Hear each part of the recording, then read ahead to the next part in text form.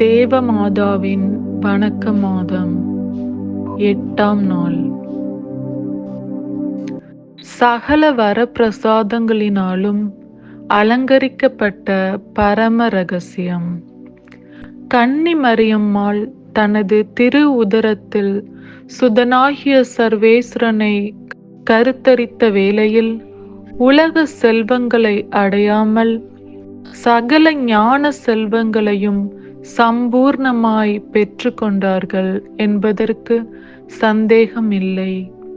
இதில் அறிய வேண்டியதாவது, இந்த பரிசுத்த கன்னி தாயானவள் சர்வேஸ்வரனுடைய தாயாவதற்கு முன்னே சகல வரப்பிரசாதங்களினாலும் அலங்கரிக்கப்பட்டிருந்தாலும் ஞான செல்வமாகிய இந்த வரப்பிரசாதங்கள் அன்னைக்கு சொந்த பொருள் என்று எண்ணாமல் சர்வேஸ்வரனுக்கு சொந்த நன்மை என்று சொல்ல வேண்டியிருந்தது. அன்னை தேவதாயார் ஆன பின்னர் சகல ஞான செல்வங்களையும் உடையவருமாய் சர்வ வரப்பிரசாதங்களுக்கு காரணமுமாய் இருக்கிற சுதனாகிய சர்வேஸ்வரன் அன்னையின் மைந்தனாதலால் அவர் கொண்டிருக்கிற ஞான நன்மைகளை எல்லாம் பங்கிடும் மத்தியஸ்தியாக விளங்குகிறார்கள் அன்னை. அப்படி இருக்க கன்னி மரியம்மாள் மோட்ச நன்மைகளை நமக்கு பகிர்ந்து கொடுக்கிறார்கள் என்பது பற்றி நம்பிக்கையோடு நமக்கு தேவையான வரப்பிரசாதங்களை மிகுந்த தாழ்ச்சியுடன் அன்னையிடம் கேட்போமாக. சர்வேஸ்வரனுடைய தாயாக உயர்த்தப்பட்ட பரம ரகசியம். சுதனாகிய சர்வேஸ்வரன் மனித அவதாரம் எடுத்த நேரத்தில் கன்னி மரியம்மாள் மற்ற மனிதர்களைப் போல் ஆண்டவருக்கு அடிமையாய் இருந்தாலும் தமது தேவதாய் தத்துவத்தில் தன்னை சுதந்திரித்ததினால் சகல மோட்சவாசிகளால் வணங்கப்பட உள்ளார். அப்படிப்பட்ட தன்மை எவ்வளவு மேன்மையாய் இருக்கிறது என்று சொல்ல வேண்டுமானால் சர்வேஸ்வரன் அன்றி வேறு எவராலும் சொல்ல முடியாது. சமணசுக்கள் முதலாய் அன்னையை குறித்து சதா காலமும் பிரசங்கம் செய்து அன்னையினுடைய உன்னத தன்மையை சொல்லி காட்டுவதற்கு தகுதியற்றவர்களாய் இருப்பார்கள்.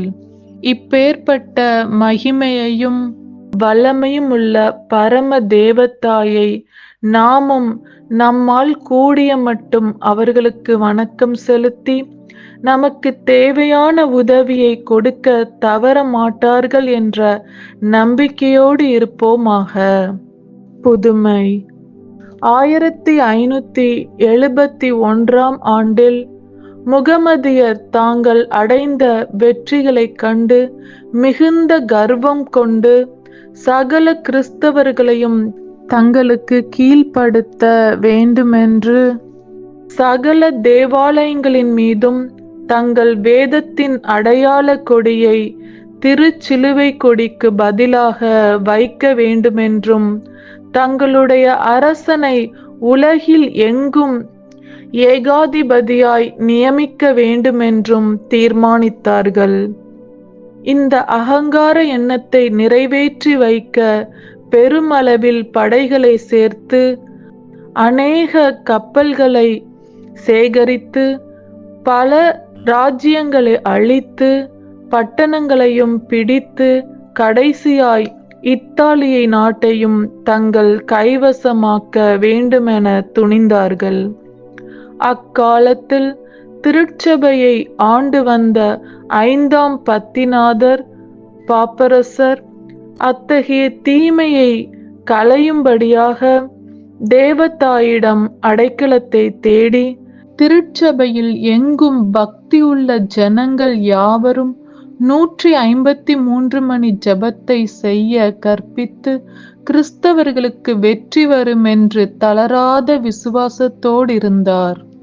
யுத்தத்தில் சிலுவை கொடியை உயர்த்தும்படி கிறிஸ்தவர்களுடைய சேனாதிபதிக்கு அவர் அனுப்பும்போது தேவதாயின் உதவியினால் வெற்றி வரும் என்பதில் சிறிதும் சந்தேகமில்லை என்று சொல்லி அனுப்பினார்.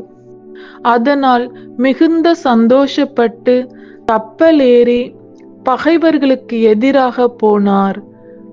கிறிஸ்தவர்கள் தங்களுடைய போர் கப்பல்கள் பகைவர்களுடைய கப்பல்களுக்கு அதிக குறைவாய் இருந்த போதிலும் பின்வாங்காமல் போருக்கு நின்றார்கள்.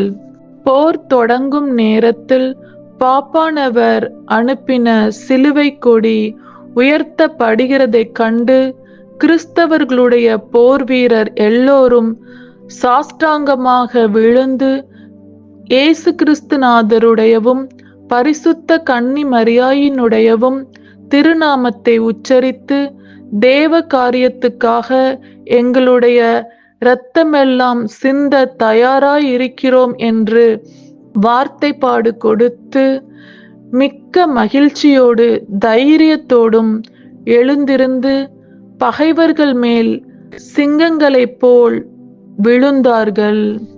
இத்தகைய பெரிய யுத்தம் நடக்கும் வேளையில் அச்சிஷ்ட பாப்பானவர் தமது ஆலோசனையாளருடன் உரோமாபுரியில் சில காரியங்கள் பற்றி பேசிக் கொண்டிருந்தார். அப்பொழுது பரிசுத்த தந்தை திடீரென ஆலோசனைக்காரரை நோக்கி, கிறிஸ்தவர்கள் வெற்றி அடைந்தார்கள், சர்வேஸ்வரனுக்கு தோத்திரம் சொல்வோம் வாருங்கள் என்றார். இவருக்கு வெளிப்படுத்தப்பட்ட அந்த நிகழ்வு மெய்யாகவே அதே நிமிடத்தில் நிறைவேறியது.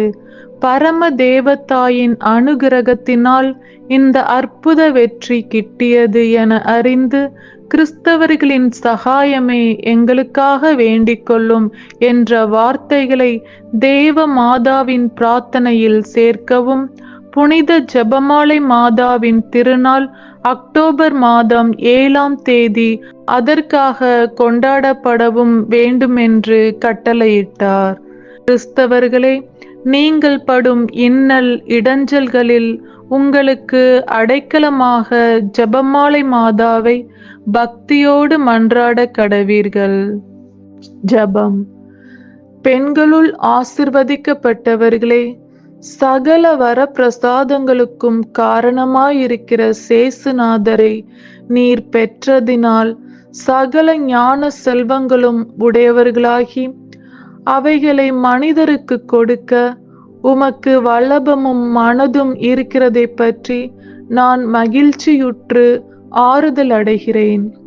ஆகையினால் என் ஆத்மத்தையும் சரீரத்தையும் உமக்கு ஒப்பு கொடுத்து, தேவரீர் என் எளிமைத்தனத்தை பார்த்து இறங்கி என் ஜீவிய காலத்திலும் மரண வேளையிலும் எனக்கு வேண்டிய அனுகிரகங்களை கொடுக்க வேண்டுமென்று உம்மை மன்றாடுகிறேன். ஆமேன். இத்தினத்தில் அடிக்கடி சொல்ல வேண்டிய சுகிர்த ஜெபமானது சேசு கிறிஸ்துநாதருடைய திருவாக்கு தத்தங்களுக்கு நாங்கள் பார்த்திரவான்களாய் இருக்கத்தக்கதாக தேவதாயே எங்களுக்காக வேண்டிக் கொள்ளும். 8ஆம் நாளில் செய்ய வேண்டிய நற்கிரிகையாவது, முடிந்தால் ஓர் எளியவருக்கு துணி கொடுக்கிறது, முடியாவிட்டால் ஆறுதலாவது சொல்லுகிறது.